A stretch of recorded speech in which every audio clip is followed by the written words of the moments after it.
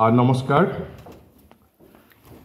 মই ইতিমধ্যে কৈছোঁ যে আমাৰ আজিৰ সদনৰ এটা গুৰুত্বপূৰ্ণ এটা বিষয় আমি এতিয়াও আমি সম্পন্ন কৰা নাই। সাধাৰণতে বিধানসভা অধ্যক্ষ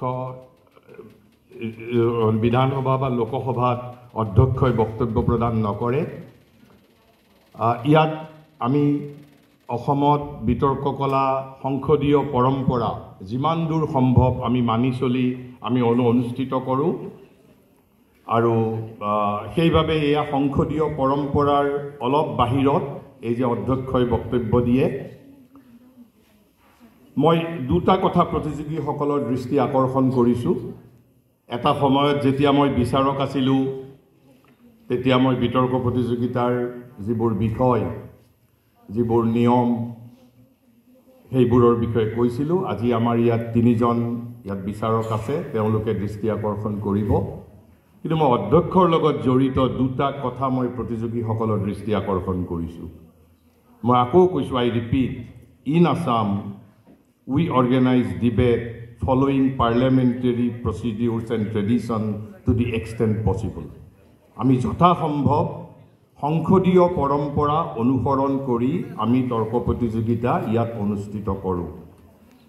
যেতিয়া অধ্যক্ষই এজন সন্মানীয় সদস্যক, আপুনি ইয়াত প্ৰতিযোগী নহয়, আপুনি সদনৰ এজন সন্মানীয়, you are an honourable member. যেতিয়া অধ্যক্ষই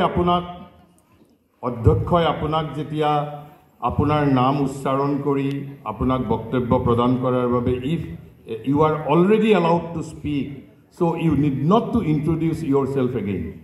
আপুনি নিজক আকৌ নতুনকৈ যে I am so' and so', because speaker is aware of your identification, speaker is aware of your identity. আৰু স্পীকাৰে আপোনাক মানে আপুনি কোন পক্ষৰ সদস্য, আপুনি কোন পক্ষৰ সন্মানীয় সদস্য কি কয় অধ্যক্ষই জানে। গতিকে আকৌ নিজৰ নামটো নিজৰ পৰিচয়টো নতুনকৈ দিব নালাগে। সাধাৰণতে এইটো আমাৰ ইংৰাজী মিডিয়ামৰ যিবোৰ স্কুলত তৰ্ক প্ৰতিযোগিতাৰ প্ৰশিক্ষণ দিয়া হয়, তেওঁলোকে এনেধৰণৰ এটা শিক্ষা দি পঠিয়ায়, কাৰণ তেওঁলোকে নাজানে যে অসমৰ যিটো ঘাইখুটিৰ বিতৰ্ক কলা mainstream debating competition is organized following parliamentary rules and traditions. গতিকে নিজৰ পৰিচয়টো নতুনকৈ দিব নালাগে। আৰু আপুনি সদনলৈ লক্ষ্য কৰকচোন, সদনত আপুনি বক্তব্য প্ৰদান কৰাৰ পিছত কোনোবা সদস্যই জানো অধ্যক্ষক নিজৰ বক্তব্যখিনি দাখিল কৰে? যদি অধ্যক্ষই তেওঁৰ পৰা কাগজ বিচাৰে তেতিয়াহে তেওঁ দিব লাগিব, নহ'লে অধ্যক্ষ থাকে দূৰত। ইয়াত বাৰু অধ্যক্ষৰ ওচৰলৈ অহাৰ বাবে ইয়াত সন্মানীয় সদস্যজনে সুযোগ পাইছে, কিন্তু আচল লোকসভাতো আপুনি সুযোগ নাপায়।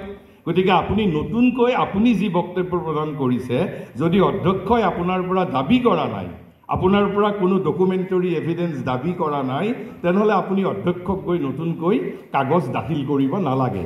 কাৰণ you are an honourable member of the house, you are not a competitor. আপুনি তেনেকৈ নিজক আপুনি ধৰি ল'ব লাগিব, আপুনি এখন সদনৰ সন্মানীয় সদস্যহে আপুনি। আৰু তাৰপিছত মই অৱশ্যে আজি সিমান মন নকৰিলোঁ, সদনত প্ৰস্তাৱকজনেহে প্ৰস্তাৱটো উত্থাপন কৰে। যদিও হাউচ ইজ এৱে যে আজি কোনখন বিধেয়ক উত্থাপিত হ'ব কি কয় সদনে জানে। গতিকে যিজন সদনৰ মুভাৰ বা যিজন প্ৰস্তাৱক, তেওঁ ক'ব লাগে যে মাননীয় অধ্যক্ষ